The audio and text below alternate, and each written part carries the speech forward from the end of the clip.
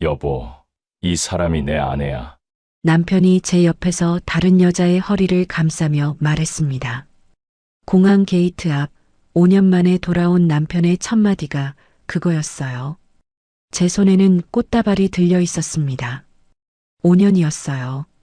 당신의 꿈을 위해 잠을 줄이고 시부모님을 모시고 매달 학비를 보내면서 버틴 시간. 그런데 성공하고 돌아오더니 옆에 다른 여자를 세우고 그 말을 하더라고요. 이 이야기는 6년 전으로 거슬러 올라갑니다. 이야기 시작 전 구독과 좋아요 부탁드려요. 어디에서 듣고 계신지 적어주시면 그쪽을 향해 복 받으시길 기도드리겠습니다. 저는 25에 결혼했습니다. 강준혁이라는 사람이었어요. 대학원에서 경영학을 전공하는 키 크고 눈이 맑은 남자. 처음 만났을 때 그 사람은 카페에서 논문을 읽고 있었거든요. 안경을 쓰고 형광펜으로 밑줄을 긋는 모습이 참 진지해 보였어요. 소개팅이었습니다. 저는 아직 공부 중이라 가진 게 없어요. 그래도 괜찮으시겠어요? 첫 만남에서 그 사람이 한 말이에요. 솔직하다고 생각했습니다. 가진 건 없지만 꿈이 있는 사람. 그게 멋있어 보였어요. 저는 그때 아버지 회사에서 일하고 있었습니다. 물론 준혁이한테는 말하지 않았어요. 아버지의 원칙이었거든요. 유나야, 돈 보고 오는 놈은 절대 안 된다. 내 남편은 너를 보고 와야 해. 알겠지? 아버지는 평생 그 원칙을 지키신 분이에요. 밖에서는 수천억 자산을 굴리는 사람이지만 집에서는 그냥 소탈한 아버지였습니다. 옷도 동네 마트에서 사 입으시고 차도 10년 된 SUV를 타셨어요. 그래서 저도 숨겼습니다. 준혁이한테는 아버지가 작은 건설 회사를 하신다고만 했어요. 작은 건설 회사. 실제로는 국내 10위권 건설 그룹인데 저는 눈 하나 깜짝 않고 그 말을 했습니다. 사랑하니까요. 준혁이가 저를 보고 온 사람이길 바랐으니까요. 결혼식은 소박했습니다. 준혁이 집안이 넉넉하지 않다는 건 알고 있었어요. 시어머니는 시장에서 반찬 가게를 하셨고 시아버지는 몇 년 전 허리를 다쳐서 일을 못 하셨거든요. 밑에 시동생은 대학생이었고요. 저는 괜찮았어요. 정말로.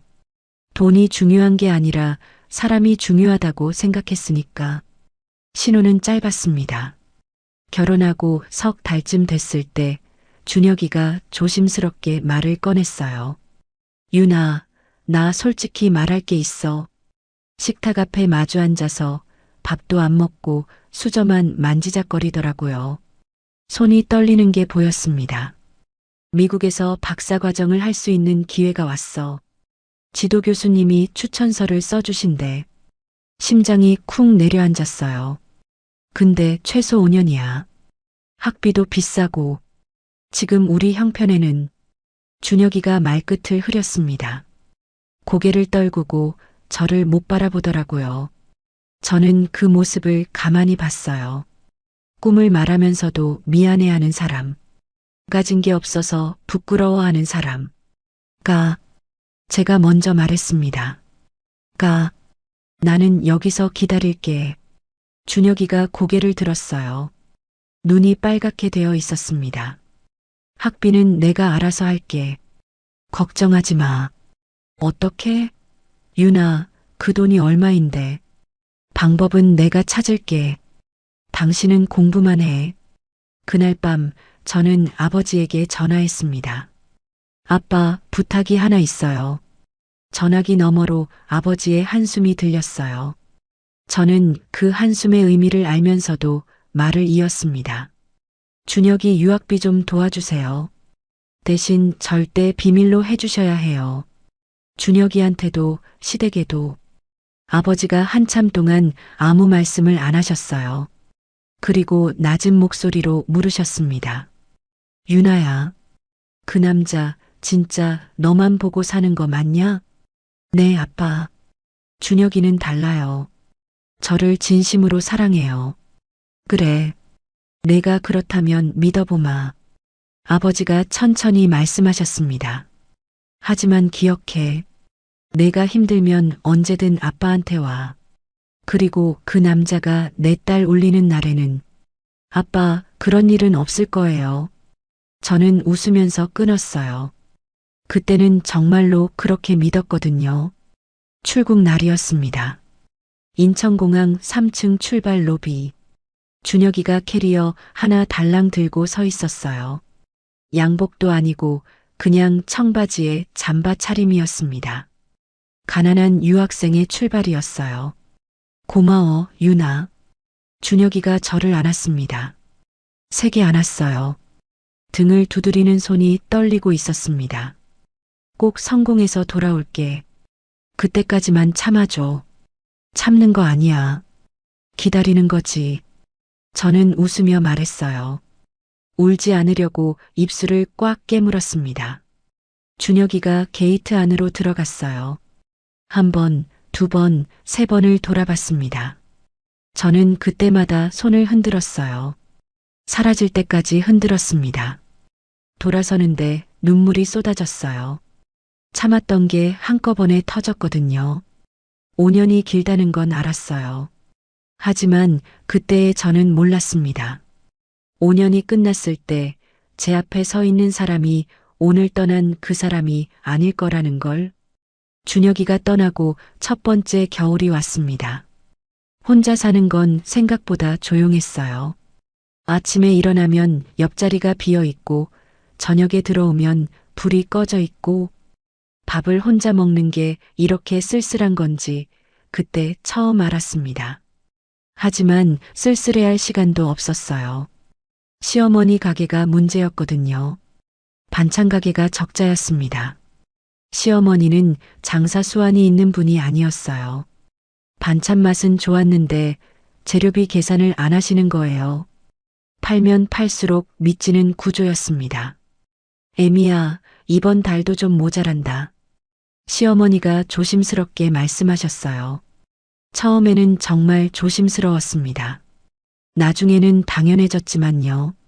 저는 그때마다 아버지에게 전화했어요. 아빠, 50만 원만 더요. 아빠, 이번엔 200만 원이요. 가게 냉장고가 고장났대요. 아버지는 한 번도 거절하지 않으셨어요. 대신 매번 같은 말씀을 하셨습니다. 유나야, 언제까지 그럴 거냐? 준혁이가 돌아올 때까지만요. 저는 매번 그렇게 대답했습니다. 매번요. 시아버지의 허리 수술은 2년 차에 있었어요. 갑자기 쓰러지셨거든요. 구급차를 타고 병원에 갔는데 의사가 수술을 해야 한다고 했습니다. 수술비가 4천만 원이었어요. 시어머니가 하얗게 질려서 저를 봤습니다. 애미야, 어떡하지? 우리 돈이 없어. 저는 또 전화를 했어요. 아버지에게. 아빠, 이번엔 좀 큰 금액이에요. 전화기 너머로 아버지의 긴 침묵이 들렸습니다. 화가 나신 게 아니에요. 걱정이 되신 거였어요. 딸이 끝없이 퍼주는 게. 돈은 다음 날 들어왔습니다. 시댁에는 보험 처리가 됐다고 했어요. 시아버지는 수술을 잘 마치셨고 시어머니는 하늘이 도왔다며 우셨습니다. 하늘이 아니라 제 아버지였는데 저는 웃으면서 고개를 끄덕였어요. 3년 차부터 이상한 점이 느껴졌습니다. 준혁이와의 영상통화가 줄었어요. 처음에는 일주일에 서너 번 했거든요. 그런데 어느 순간부터 일주일에 한 번이 됐고 한 달에 두세 번이 됐습니다. 바빠서 그래. 논문 마감이야. 준혁이는 늘 그렇게 말했어요. 목소리가 예전 같지 않았습니다. 다정하던 말투가 사무적으로 바뀌어 있었거든요. 한 번은 영상통화 중에 배경에서 웃음소리가 들렸어요. 여자 목소리였습니다. 거기 누구 있어? 아, 연구실 동료야. 같이 논문 쓰는 사람. 준혁이가 빠르게 대답했어요. 너무 빠르게. 저는 그렇구나 하고 넘겼습니다. 아니, 넘긴 척 했어요. 가슴 한쪽이 싸하게 식는 느낌을 못 느낀 건 아니었거든요. 하지만 생각했습니다. 내가 예민한 거라고. 5년째 혼자 있으니까 괜히 의심하는 거라고. 그날 밤 잠이 안 왔어요. 천장을 보면서 혼자 되뇌었습니다. 괜찮아.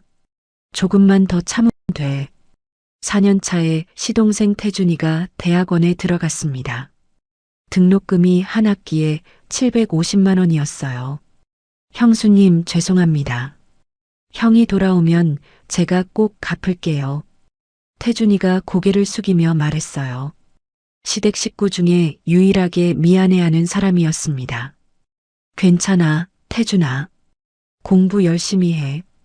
저는 웃으며 말했지만 속으로는 셈을 하고 있었어요. 남편 유학비, 시어머니 가게, 시아버지 수술비, 시동생 학비. 전부 합치면 5년 동안 친정에서 나간 돈이 5억이 넘었습니다. 5억.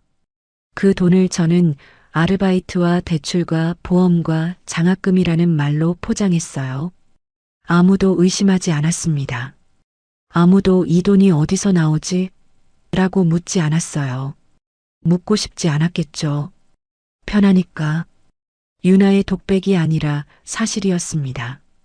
저는 이 집안 전체를 혼자 짊어지고 있었어요. 근데 아무도 몰랐습니다. 아무도 고마워하지 않았어요. 당연한 거라고 생각했으니까.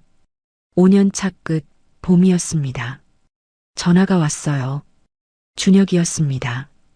오랜만에 먼저 건 전화였어요. 유나, 나 임용됐어. S대 경영학과 교수. 심장이 뛰었습니다. 5년을 기다린 말이었거든요. 다음 달에 돌아가. 진짜 끝났어. 정말? 목소리가 떨렸어요. 눈물이 나올 것 같았습니다. 정말이야. 고생 많았어, 유나. 그 말에 코끝이 찡했습니다. 고생 많았다는 말. 5년 만에 처음 듣는 그 말이 왜 그렇게 눈물이 나던지. 전화를 끊고 저는 집안을 둘러봤어요. 5년 동안 혼자 지킨 이 작은 아파트. 벽지가 낡고 싱크대 수전이 좀 샜지만 그래도 우리 집이었습니다. 준혁이가 좋아하는 된장찌개를 끓여야지. 방도 깨끗이 치워야지. 5년 만에 남편이 돌아오는데 저는 설레는 마음으로 장을 보러 나갔어요. 준혁이가 좋아하는 두부도 사고 호박도 사고 꽃도 한 다발 샀습니다. 식탁에 꽃을 올려놓으니까 집이 환해졌어요. 웃음이 났습니다. 오랜만에 거울을 보면서 웃었어요. 끝났다. 이제 행복해지는 거다. 진심으로 그렇게 믿었습니다. 그게 제 인생에서 마지막 순수한 기쁨이었다는 걸 그때는 미처 몰랐어요. 공항으로 가는 길 저는 노래를 흥얼거렸습니다. 5년 만이었어요. 1825일. 혼자 밥 먹고 혼자 잠들고 혼자 버틴 날들이 오늘로 끝나는 거였습니다. 꽃다발을 샀어요. 준혁이가 좋아하는 연분홍 장미. 꽃집 아주머니가 누구 마중 가세요? 하길래 남편이요. 5년 만에 돌아와요. 했더니 어머 얼마나 기다리셨어요 하시면서 안개꽃을 서비스로 넣어주셨습니다. 그 꽃이 예뻤어요. 정말로. 인천공항 1층 도착 로비. 전광판에 준혁이가 탄 비행기 편명이 떴습니다. 도착 완료. 심장이 두근거렸어요. 손에 땀이 났습니다. 거울도 없는데 괜히 머리카락을 매만졌어요. 립스틱이 번지진 않았는지 옷에 주름은 없는지 바보같이 설렜습니다. 31에 이런 떨림을 느낄 줄이야. 게이트 문이 열리고 사람들이 쏟아져 나왔어요. 저는 발끝으로 서서 준혁이를 찾았습니다. 보였어요. 저 멀리서 걸어오는 준혁이 달라져 있었습니다. 청바지에 잠바 차림이던 그 사람이 잘 맞는 차콜 정장을 입고 캐리어를 끌며 걸어오고 있었어요. 어깨가 넓어 보였고 걸음이 당당했습니다. 성공한 사람의 걸음이었어요. 가슴이 벅찼습니다. 내 남편이 저렇게 됐구나. 내가 5년을 버틴 보람이 있구나. 그런데 옆에 사람이 있었습니다. 여자였어요. 키가 크고 머리카락이 길었습니다. 검은 터틀넥에 카멜색 코트, 한쪽 어깨에 명품 가방을 걸고 준혁이와 나란히 걸어오고 있었어요. 거리가 가까웠습니다. 어깨가 닿을 만큼. 연구실 동료일 수도 있잖아. 같이 귀국하는 사람일 수도 있고, 저는 그렇게 생각하려고 했어요. 필사적으로. 하지만 준혁이가 저를 발견했을 때 그 표정이 이상했습니다. 반가움이 아니었어요. 당황도 아니었어요. 귀찮음이었습니다. 5년 만에 아내를 보는 사람의 얼굴이 귀찮음이었어요. 저는 그 순간 다리에 힘이 풀릴 뻔했습니다. 하지만 꽃다발을 꽉 쥐고 웃었어요. 웃어야 한다고 생각했거든요. 준혁아, 손을 흔들며 다가갔습니다. 준혁이가 캐리어를 세우고 저를 봤어요. 그리고 옆에 있는 여자를 한번 보더니 저를 다시 봤습니다. 그때 그 말을 했어요. 여보, 이 사람이 내 아내야. 옆에 있는 여자를 향해서 저를 가리키면서 내 아내라는 말을 다른 여자한테 소개하듯 한 겁니다. 뭐라고요? 여자가 저를 보며 웃었어요. 가볍게 목례를 하면서 안녕하세요, 언니. 민서연이에요. 많이 들었어요. 목소리가 맑았습니다. 자신감이 넘쳤어요. 제 앞에서 한치의 위축됨도 없이 마치 자기가 원래 있어야 할 자리에 서 있는 것처럼 말했습니다. 언니라고 했어요. 남편의 아내한테. 저는 아무 말도 할 수 없었습니다. 꽃다발을 쥔 손가락에 힘이 들어가서 줄기가 으스러지는 소리가 났어요. 그 소리가 귀에 들렸는데 입이 떨어지지 않았습니다. 일단 가자. 차 어디 세웠어? 준혁이가 말했어요. 저한테 포옹도 없이, 보고 싶었다도 없이 5년 만에 아내한테 한두 번째 말이 차 어디 세웠어였습니다. 집으로 가는 차 안은 지옥이었어요. 뒷좌석에 준혁이와 그 여자가 나란히 앉았습니다. 저는 운전석이었어요. 백미러로 보이는 두 사람의 모습, 속삭이듯 대화하는 목소리, 가끔 여자가 웃는 소리. 제가 준비한 꽃다발은 조수석에 던져져 있었습니다. 아무도 거들떠보지 않았어요. 집에 도착해서 문을 열었을 때 준혁이의 시선이 식탁 위를 스쳤습니다. 꽃병에 꽂힌 꽃, 두 사람 분의 식기, 된장찌개 냄비. 아무 말도 하지 않았어요. 고맙다는 말도, 미안하다는 말도.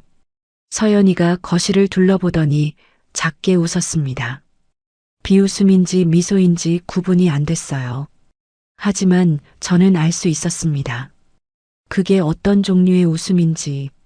그날 밤이었습니다. 서연이가 호텔로 간 뒤에 준혁이가 말을 꺼냈어요. 거실 소파에 앉아서 저를 정면으로 바라보면서 눈이 차가웠습니다. 5년 전 공항에서 눈이 빨갛도록 울던 그 사람이 맞는지 의심이 들 정도로 유나, 솔직히 말할게. 또 그 말이었어요. 6년 전 유학 간다고 했을 때도 솔직히 말할게로 시작했거든요. 그때는 미안해하는 목소리였습니다. 지금은 아니었어요. 이제 내 수준이 안 맞아. 심장이 멈추는 줄 알았습니다. 내 옆에 서려면 그 정도 학력은 되어야지. 서연이는 같은 학과 박사야. 미국에서 같이 논문도 썼고. 입술이 떨렸습니다. 말이 안 나왔어요. 미안하다. 하지만 이게 서로를 위한 거야. 이혼하자. 서로를 위한 거라고요. 서로를요. 5년 동안 당신 학비를 보낸 사람한테, 당신 어머니 가게를 살린 사람한테, 당신 아버지 수술비를 낸 사람한테, 당신 동생 학비를 대준 사람한테 서로를 위한 거라는 말이 나올 수 있는 거예요? 저는 한참을 아무 말 없이 앉아 있었습니다. 준혁이가 불편한 듯 시선을 피했어요. 그 모습이 한심했습니다. 사람이 이렇게까지 변할 수 있다는 게. 위자료는? 겨우 그 말을 했어요. 유나, 솔직히 나도 유학하느라 모아놓은 게 없어. 깔끔하게 정리하자. 깔끔하게. 5년을 깔끔하게. 다음 날 아침 시어머니가 오셨습니다. 혼자 온 게 아니었어요. 서연이를 데리고 왔습니다. 제 집에 저한테 허락도 안 받고. 시어머니가 서연이를 저한테 보여주듯 세우더니 말했어요. 애미야, 서연이 좀 봐라. 박사의 집안도 되고 이제 우리 아들한테 맞는 며느리를 드려야지.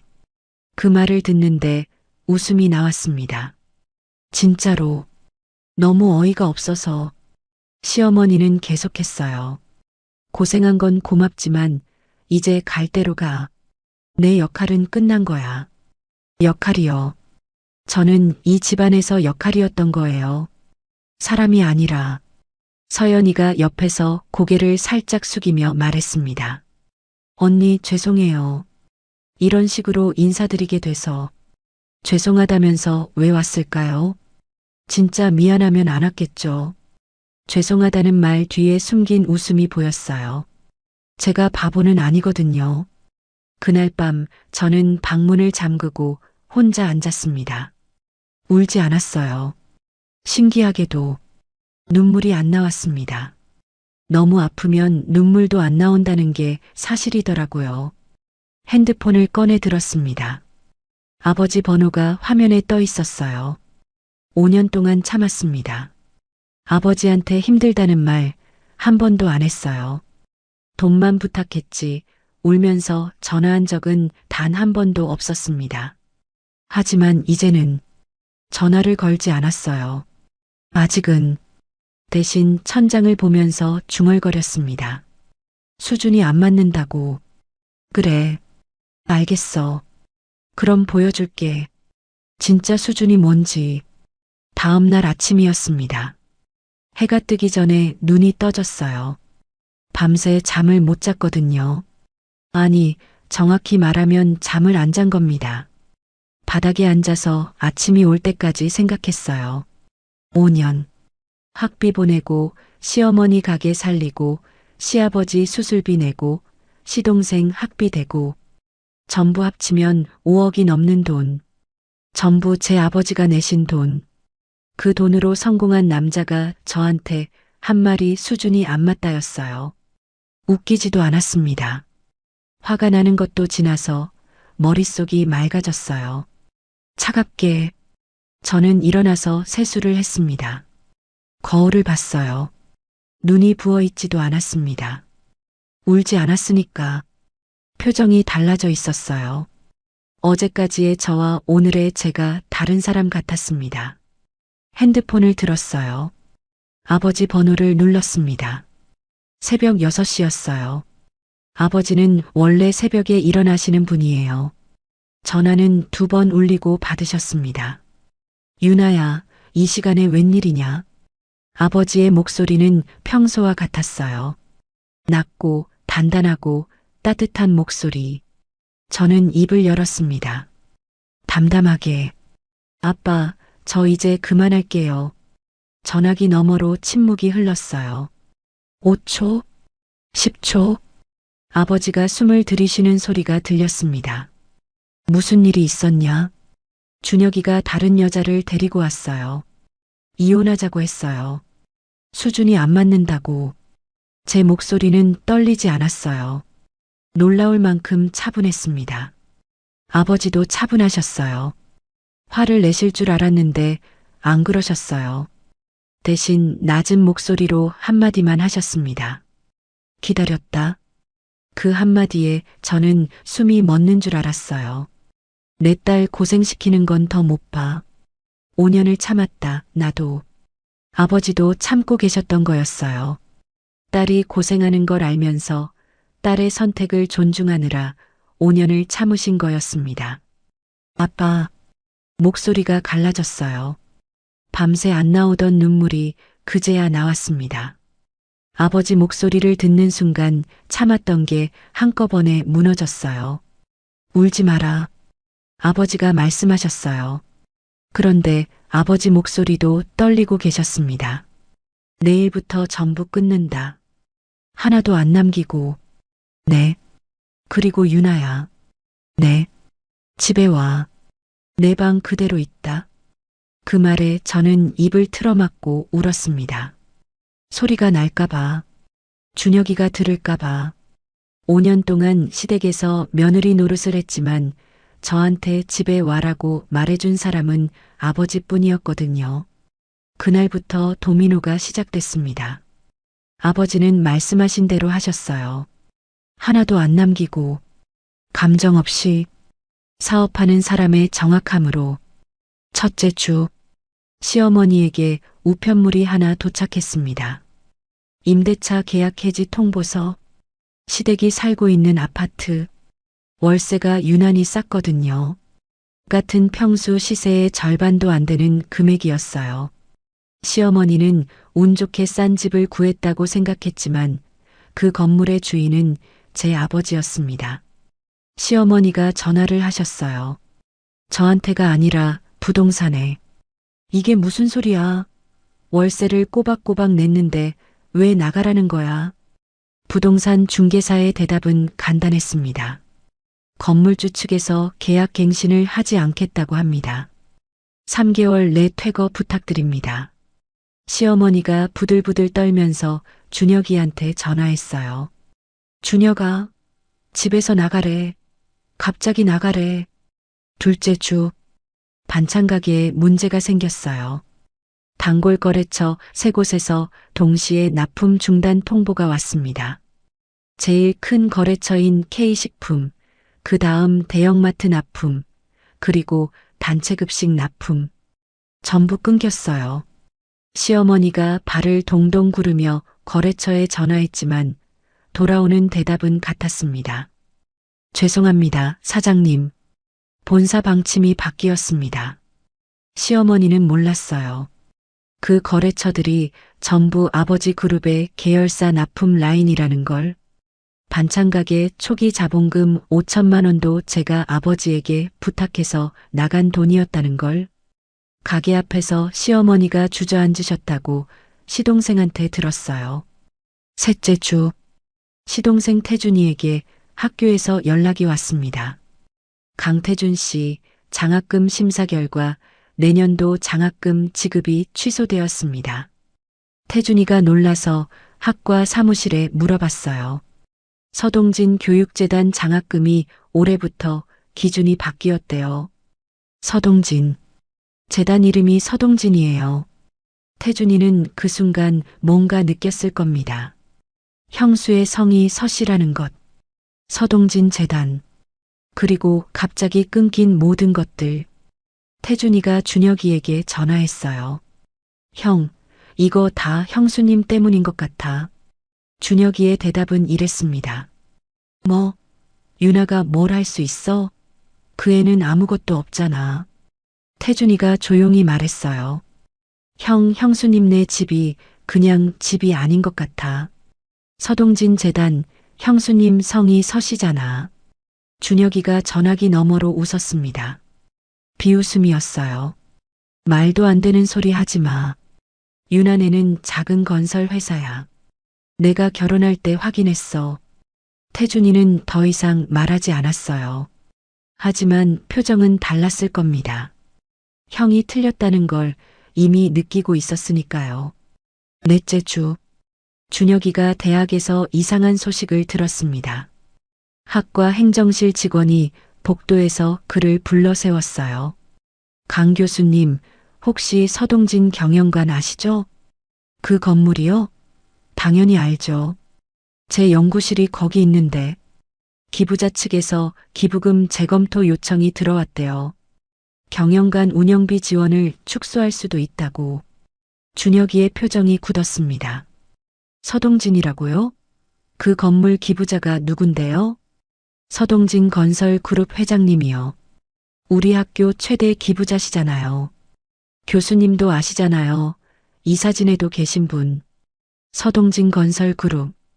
준혁이의 얼굴에서 핏기가 빠졌어요. 서동진 건설. 서씨.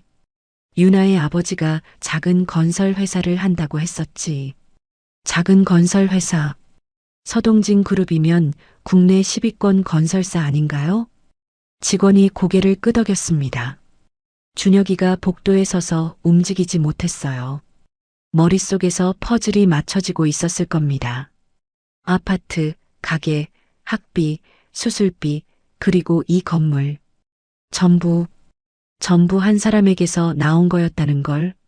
저는 그 이야기를 나중에 태준이한테 전해 들었어요. 태준이가 말하더라고요. 형수님, 형 얼굴이 하얘졌대요. 복도에서 한참을 서 있었대요. 저는 웃지 않았습니다. 통쾌하지도 않았어요. 그냥 담담했습니다. 당연한 거니까요. 진짜 수준을 몰랐던 사람이 이제야 아는 것뿐이니까. 하지만 이건 시작이었어요. 아직 끝이 아니었습니다. 준혁이의 교수 임용 축하 행사가 열리는 날이었습니다. S대학교 경영학과에서 주최하는 공식 행사였어요. 신임 교수 환영회 겸 학과 발전 기금 감사 만찬, 학과장, 교수진, 대학 본부 관계자, 주요 기부자까지 참석하는 자리였습니다. 저는 그 자리에 가지 않았어요. 갈 이유가 없었으니까. 이미 이혼 서류를 준비하고 있었고 친정으로 짐을 옮기고 있었거든요. 그날 일어난 일은 전부 태준이한테 전해 들었습니다. 태준이가 형 행사에 따라갔었거든요. 태준이가 말해줬어요. 행사장은 서동진 경영관 1층 대강당이었대요. 준혁이가 매일 출근하는 바로 그 건물. 로비에 걸린 현판에 서동진 경영관이라고 적혀 있는 그 건물에서 본인의 축하 파티가 열린 거예요. 아이러니하죠. 준혁이는 서연이를 데리고 왔대요. 검은 원피스에 진주 귀걸이, 팔짱을 끼고 들어왔다고. 학과장한테 제 파트너입니다라고 소개했대요. 태준이가 그 말을 전해줄 때 목소리가 떨리더라고요. 본인도 화가 나 있었어요. 형이 형수님 자리에 그 여자를 앉혔어요. 교수 배우자 자리에. 저는 아무 말도 하지 않았습니다. 놀랍지도 않았거든요. 행사가 시작되고 학과장이 인사말을 했대요. 준혁이가 답사를 했고 앞으로 S대 경영학과의 발전을 위해 최선을 다하겠습니다. 뭐 그런 말. 박수가 쏟아졌고 서연이가 옆에서 우아하게 미소를 지었대요. 그때까지는 완벽한 자리였습니다. 그때 대강당 뒷문이 열렸대요. 태준이가 말했어요. 공기가 바뀌었다고. 뒤에서 웅성거리는 소리가 나더니 학과장의 표정이 확 달라졌다고. 학과장이 급히 자리에서 일어나 뒤쪽으로 걸어갔대요. 그리고 깊이 허리를 숙이며 맞이한 사람. 네이비색 캐주얼 재킷에 흰 폴로 셔츠. 넥타이도 없고 정장도 아니었어요. 그냥 동네 아저씨처럼 편안한 차림. 하지만 학과장이 90도로 인사하고 본부 관계자들이 줄줄이 일어서서 맞이했습니다. 서동진 회장이 들어온 거예요. 태준이가 말하더라고요. 형수님, 그 순간 행사장이 반으로 갈라졌어요. 한쪽은 회장님을 맞이하느라 난리고 한쪽은 무슨 일인지 몰라서 두리번거리고. 준혁이는 그때까지 몰랐대요. 뒤에서 무슨 소동이 벌어지는지. 서연이랑 나란히 앉아서 와인잔을 들고 있었다고. 학과장이 마이크를 잡았대요. 잠시만요, 여러분. 뜻밖의 귀한 분이 오셨습니다. 우리 S대학교의 최대 후원자이시자 서동진 경영관을 기증해 주신 서동진 건설그룹의 서동진 회장님이십니다. 박수가 터졌대요. 준혁이가 그 순간 와인잔을 내려놓았다고 했어요. 손이 떨려서. 서동진 경영관. 태준이가 형 얼굴을 봤대요. 형 얼굴이 시체 같았어요. 핏기가 하나도 없었어요. 아버지가 단상 앞으로 걸어갔대요. 소탈한 걸음이었다고. 마이크를 건네받았는데 학과장이 옆에서 연신 허리를 숙이고 있었대요. 아버지가 잠깐 행사장을 둘러보셨대요. 시선이 한 곳에서 멈췄다고. 준혁이. 아버지가 천천히 입을 열었대요. 반갑습니다. 서동진입니다. 박수. 오늘 이 자리에 온 건 축하하러 온 게 아닙니다. 박수가 멈췄대요. 행사장이 조용해졌다고. 이 자리에 강준혁 교수가 있습니까? 준혁이가 얼어붙은 채로 자리에서 일어났대요. 다리가 떨리는 게 보였다고. 네네. 회장님 영광입니다. 준혁이가 꾸벅 인사를 했대요. 목소리가 갈라졌다고. 아버지가 준혁이를 똑바로 바라보셨대요. 눈이 차가웠다고 태준이가 그러더라고요. 평소에 소탈하던 그 눈이 완전히 다른 사람이었다고. 내 딸한테 수준이 안 맞다고 했다면서. 행사장이 얼어붙었대요. 준혁이의 입이 벌어졌다고. 말이 안 나왔대요. 딸이요? 서윤아. 내 딸이야. 아버지의 목소리가 강당 전체에 울렸대요. 마이크를 통해서가 아니라 목소리 자체가 무거웠다고. 자네 5년 유학비 보내고 어머니 가게 살리고 동생 학비 대고 아버지 수술비 낸 그 사람. 서윤아. 내 딸. 한마디 한마디가 망치질이었대요. 준혁이가 한 발 뒤로 물러났다고. 서연이의 얼굴도 하얘졌대요. 행사장에 있던 사람들이 웅성거리기 시작했대요. 서동진 회장 딸이었어? 강 교수 부인이 서동진 회장 딸. 속삭임이 파도처럼 퍼졌다고. 아버지가 마지막으로 말씀하셨대요. 준혁이를 내려다보면서. 수준이 안 맞다면서? 그래, 안 맞아. 내 딸한테 내가 안 맞아. 강당이 고요해졌대요. 숨소리도 안 들렸다고. 태준이가 그 순간을 이렇게 말했어요. 형수님, 형이 그 자리에서 무릎에 힘이 풀리는 게 보였어요. 앞에 있던 의자를 잡고 겨우 서 있었어요.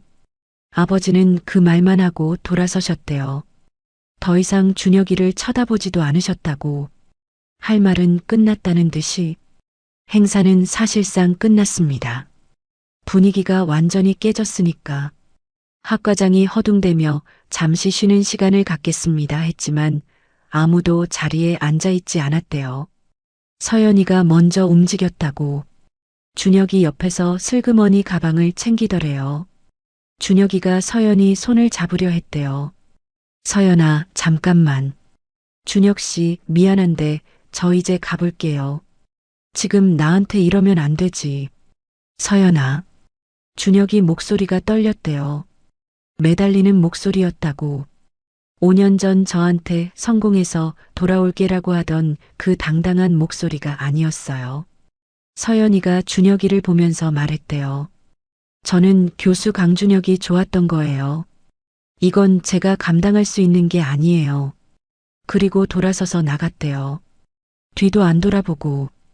태준이가 그 이야기를 해줄 때 저는 창밖을 보고 있었어요. 웃음이 나올 줄 알았는데 안 나왔습니다. 대신 한마디가 떠올랐어요. 수준이 안 맞았나 봐요. 남편한테. 그날 밤 준혁이한테서 전화가 왔습니다. 12번. 저는 한 번도 받지 않았어요. 문자도 왔습니다. 유나, 제발 전화 좀 받아. 내가 잘못했어. 이야기 좀 하자. 유나, 부탁이야. 저는 문자를 읽고 핸드폰을 뒤집어 놓았습니다. 5년 동안 제 전화를 안 받던 사람이 하루 만에 12번을 걸어오더라고요. 재밌었어요. 정말로.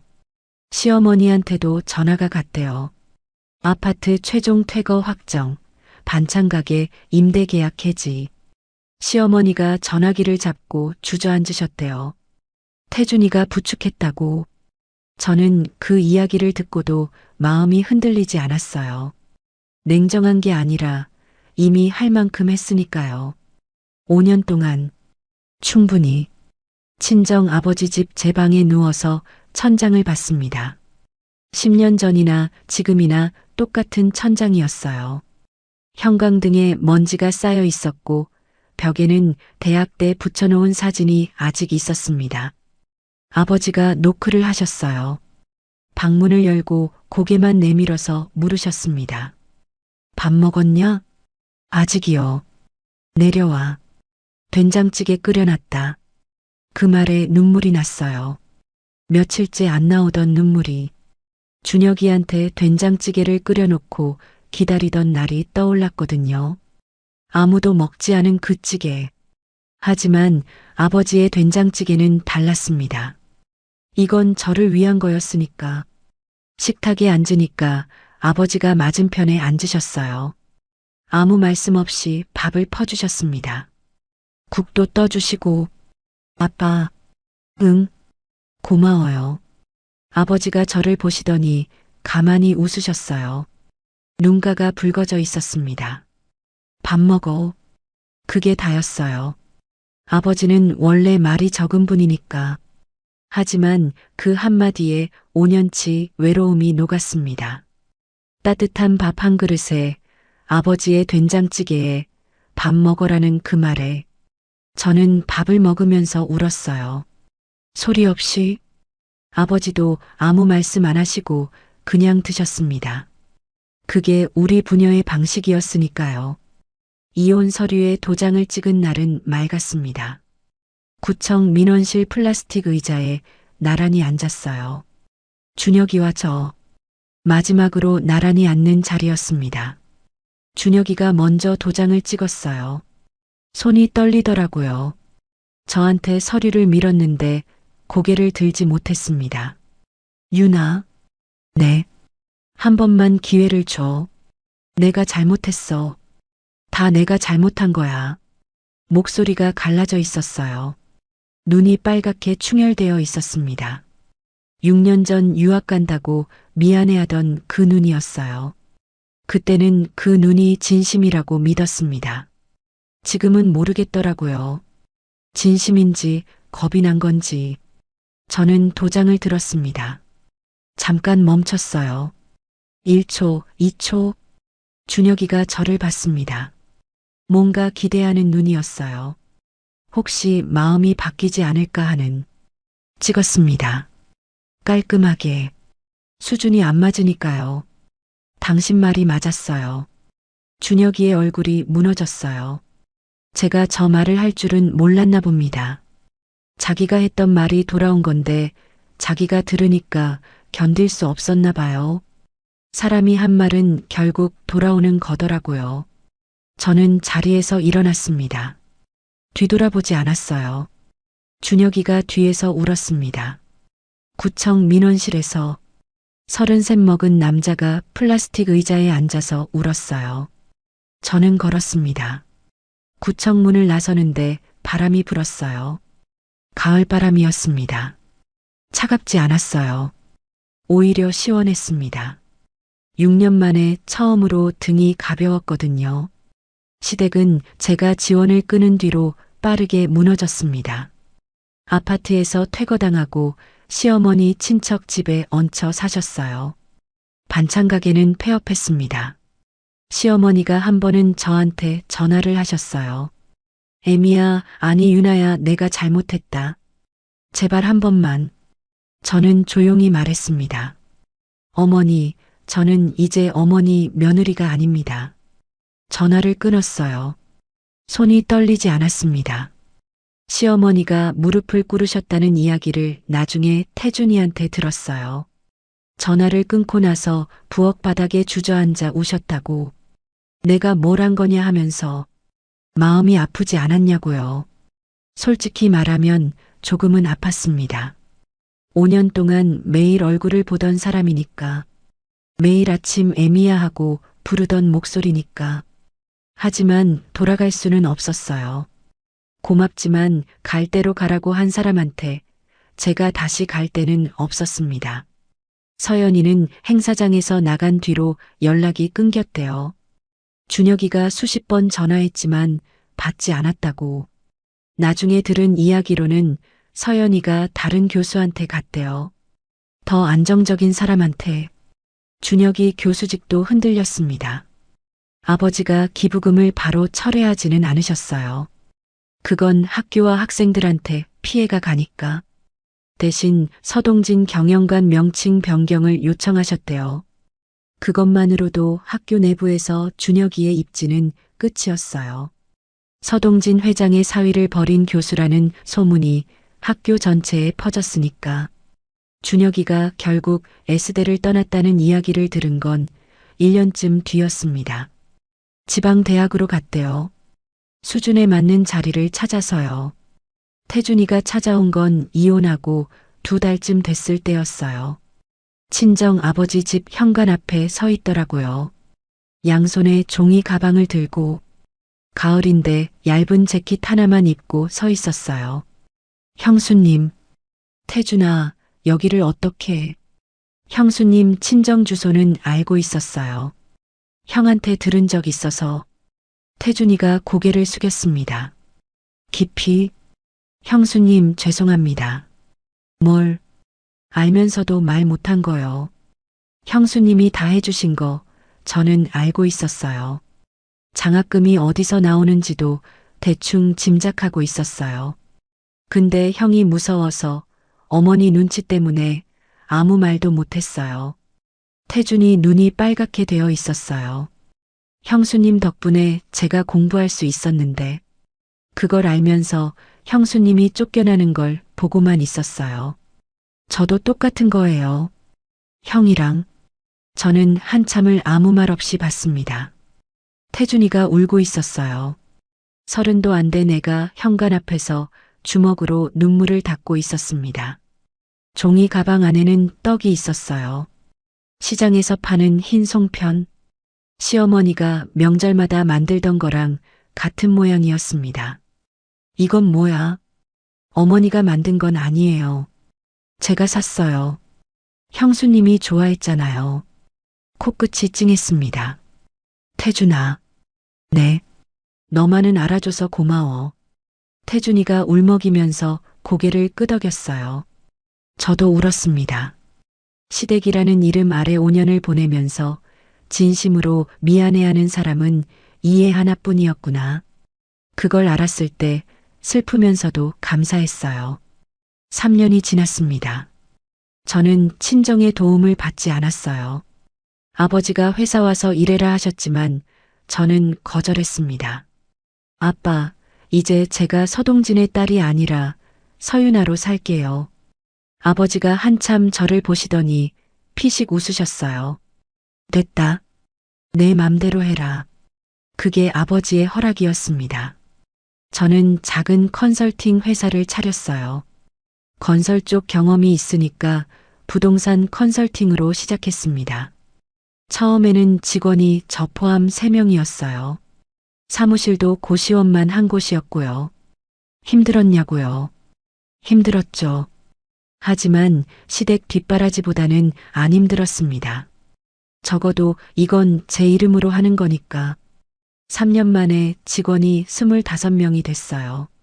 사무실도 강남에 하나 얻었습니다. 크지 않지만 제 이름으로 된 회사, 제 힘으로 만든 자리. 아버지가 한 번은 사무실에 오셨어요. 둘러보시더니 아무 말씀 없이 나가셨는데 태준이한테 들으니까 차에 타서 웃으셨대요. 한참을. 지금도 가끔 생각합니다. 5년이 아까웠냐고요. 아까웠죠. 25부터 31까지. 가장 젊고 예쁜 시절을 다른 사람의 꿈을 위해 바쳤으니까. 하지만 그 5년이 없었으면 저는 지금의 저를 몰랐을 거예요. 혼자 설 수 있다는 것. 무너져도 다시 일어날 수 있다는 것. 아버지의 사랑이 얼마나 큰지. 진짜 가족이 누구인지. 가끔 창밖을 보면서 된장찌개 냄새를 맡아요. 사무실 옆 식당에서 풍겨오는 냄새인데 그때마다 아버지 얼굴이 떠오릅니다. 밥 먹었냐? 그 한마디가 저를 살렸습니다. 여러분, 사람의 수준은 학벌이 정하는 게 아닙니다. 곁에 있는 사람의 진심을 알아보는 것. 그 사람이 나를 위해 얼마나 많은 걸 포기했는지 아는 것. 그게 진짜 수준이에요. 그리고 하나 더. 자기 자신의 가치를 절대 남의 입에 맡기지 마세요. 당신의 수준은 당신이 정하는 겁니다. 감사합니다.